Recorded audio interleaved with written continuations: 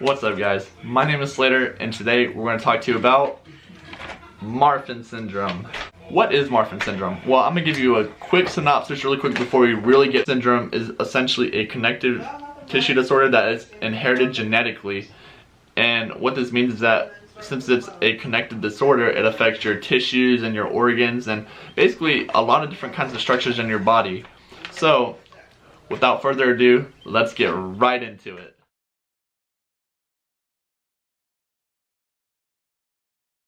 So first we're going to go over the physical characteristics and the symptoms of Marfan Syndrome.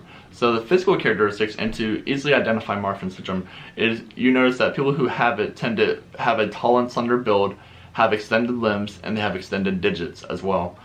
A few of the symptoms that are included with Marfan Syndrome is an enlarged aorta, crowded teeth, cataracts, scoliosis, a protruding outward and inward breastbone, heart murmurs, among many of the other symptoms. They kind of vary from people to people.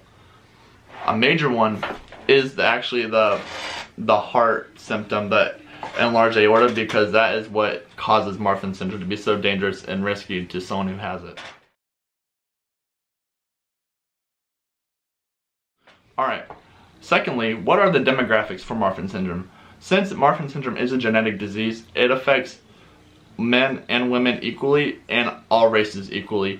The greatest risk factor to even getting Marfan Syndrome is to have a parent that has the disorder.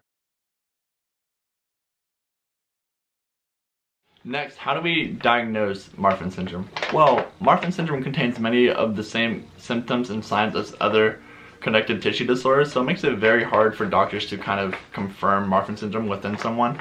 The only way to really get a direct confirmation is if there's a certain combination of symptoms and if there's a present family history of Marfan Syndrome. Now also, because it's so hard to diagnose, there's some people who don't get diagnosed with Marfan Syndrome until later in life, and I have an example of that at the end of this video.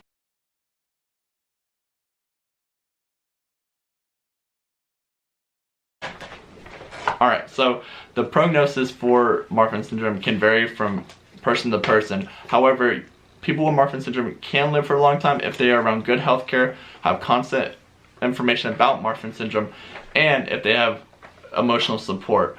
Doctors from the Mayo Clinic recommend not to endure any kind of heavy physical activity because that could put strain on the enlarged aorta and you may need surgery to correct that, or it could result in death.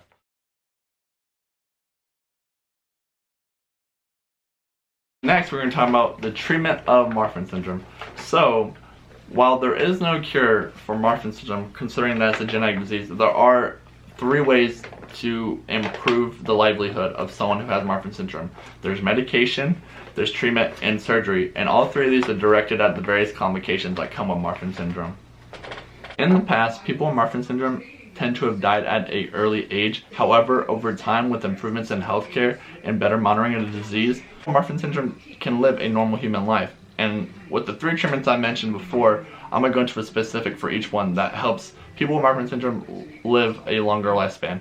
So with medication, they'd like to give blood pressure medication to help lower the blood pressure so there's not a lot of strain on the enlarged aorta that most people with Marfan Syndrome have. Therapy is usually associated with like vision therapy, where they try and help correct for cataracts or, blindness.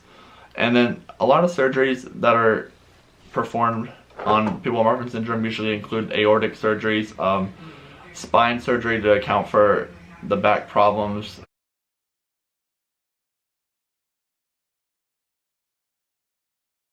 So next we're going to talk about the genetic cause of Marfan Syndrome. So Marfan Syndrome comes from the mutation in the extracellular matrix protein of fibrillin 1. What fibrillin 1 does is that it provides the elasticity and the strength of the connective tissues. So when there's a mutation in it, it's not able to do those jobs correctly, and it's what causes Marfan Syndrome. The way to get this disease is that it has to be inherited from parent, and it can occur in the next generation of offspring.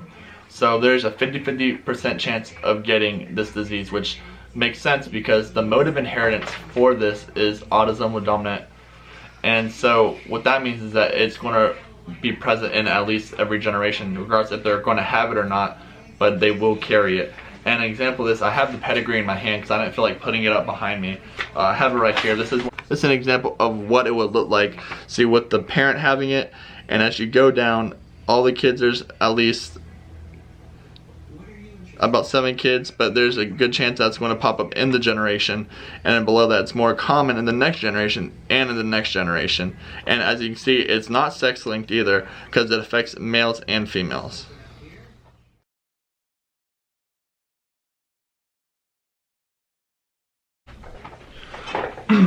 Alright, so that gets to my next point, is the journal article. So the journal article that I selected is called Marfan Syndrome in Adolescents.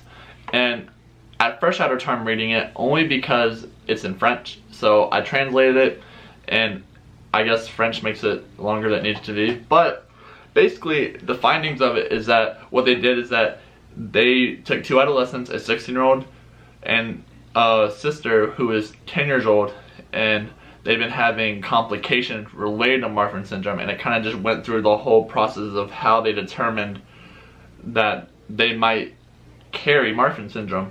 The mom did not have it.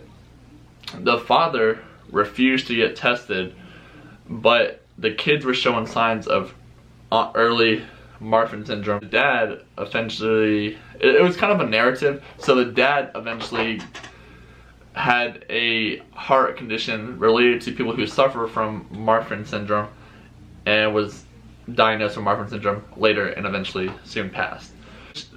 This means that the kids may have Marfan syndrome as well, as you know, it's an autosomal dominant, and it goes into every generation. So total of 3 or 4 kids.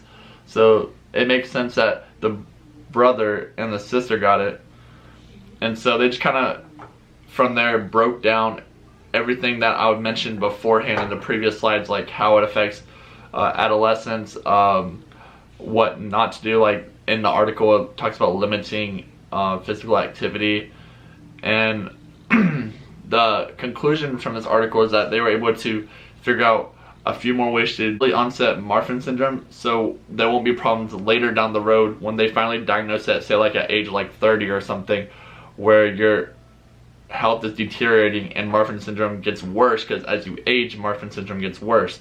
So because of this small study done in France, they were able to get a better understanding and how to identify it early on.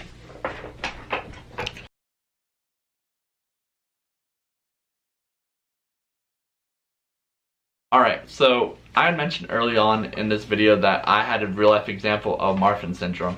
So the story behind this is that when I was at work discussing with my coworkers about Marfan syndrome, when I first looked it up, to me initially when I first saw it, it seemed almost beneficial if you were going to be like a basketball player. You know, you're tall, slender arms, you know, it would be hard for people to get the ball from you. But when I read about the heart condition, I quickly understood that it's not beneficial, because, you know, if they can't do any of the physical part of it, you know, it could lead to a lot of different several complications.